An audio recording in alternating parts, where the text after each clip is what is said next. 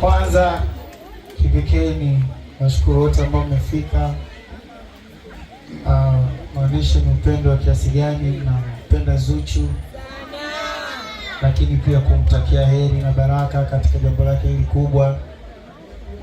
Na kwangu mimi niseme ni siku ya kipekee sana. Tutawaambia siku ya kipekee kwa sababu gani?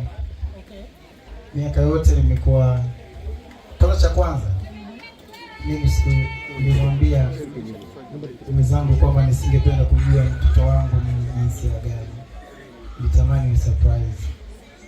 Na wakati niko nyumbani naangalia make mchana, unajua mambo ya wanawake ukija kidogo hivi.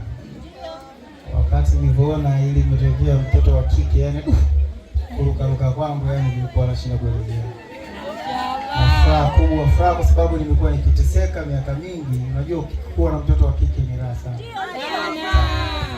Na mtoto wangu mimi wa kike nilikuwa naye pekee kwa South Africa. Kupata mtoto wa kike Tanzania, naona kabisa anachukua kweli la nyingi mtoto. Faraja, I'm excited. Mwenyezi Mungu atujalie, atubariki, atufungue salama. Najua mambo ya uzazi yana mambo mengi.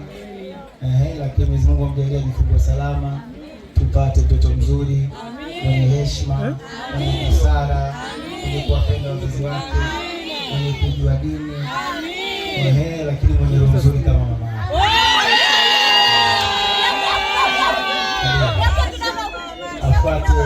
Afuate tabia za upendo kama za mama yake. Asipate sana tabia za babake, kwa sababu sometimes babake mimi niko hapo kidogo, kwa hiyo anataka achukue vitu vingi kwa mama yake, ila akili ya biashara achukue ya baba yake.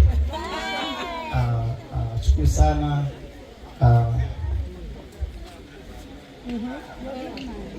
Hicho mpigo leo. Sasa ongea na Zuchu. Sisi tushakusikia. Muongeleshe na yeye.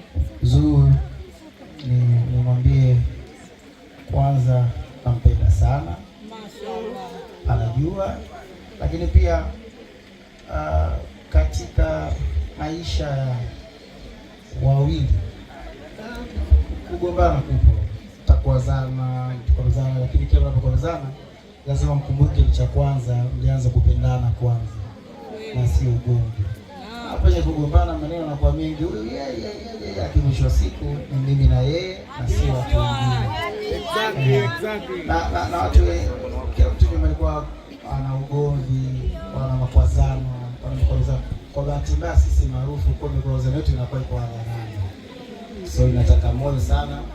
Nimshukuru kwa kweli, sina cha kuzungumzia. Nikisema nimzungumzie kikubwa, labda Mwenyezi Mungu anatakiwa kumwekea pepo wa daraja ya juu kabisa. Na pia nimtakie uzao mwema. I'm so excited. Na kwa sehemu yote ambao pengine na mkwaza na sababu binadamu kusamia. Si ndio? Basi si ndio? Sasa mimi swali moja. What does your future look like na Zuchu? Ukifikiria future, ukikao kiimagine future yetu ikoje? Inafanana vipi? Nafikiri ni kuwa miongoni mwa familia ambayo ni baraka kubwa, yenye watoto wasiopungua 4 inshallah.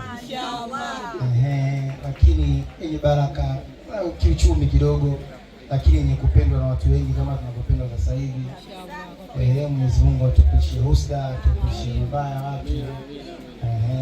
Hiyo ndio future naona mimi, lakini naiona kabisa kesho na chogotwa. Tuna pepo gani? Hapo ndio pale, unajua kwa sababu sisi mpaka pia kwenye pepo kuna watu 70 na wao sasa watu 70 nataka yeye tu. Basi. Mashaallah, tunaomba umtunze sasa. Tunaomba zawadi kwa Zuchu. Umekuja muda wa kutunza. Naona kibakuli hicho. Ni makubwa sana kwa hapa anafanyika isika ndio hayo matunzo yanayotunza. Lakini matunzo yake huwa na mengi vya kutunzwa. Sababu kwanza mtoto wake wa kwanza, cha pili mtoto baby.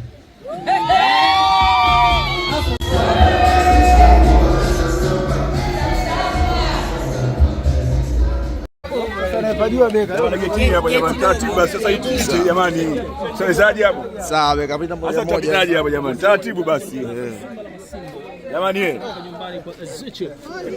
sasa content simu tunatembea jamani. Mana Platinums. Hapo. Taratibu basi. Pigeni vigelegele.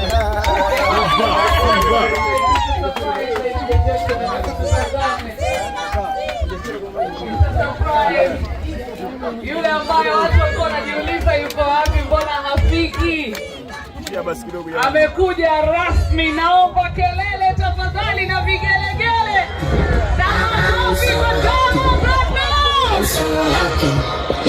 I'm so happy today. I'm so happy.